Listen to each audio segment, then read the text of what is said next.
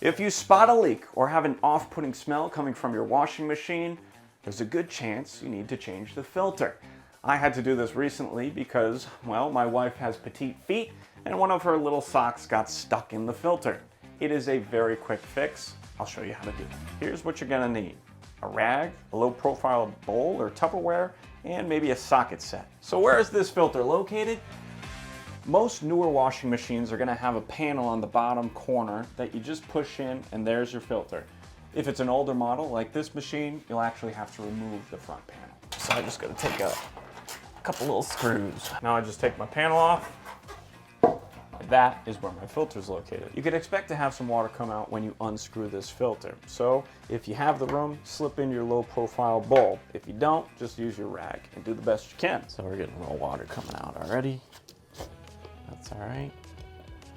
Ooh, that's water. Ooh. All right, so our filter's looking pretty clean, but a lot of times you'll get a lot of lint built up in there. So it's good to do this quite regularly.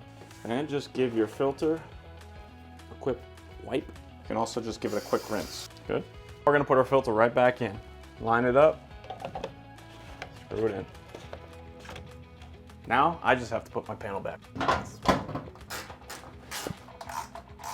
Once you have that filter put back in, you can run a test load to make sure you're all zipped up and you don't have any leaks.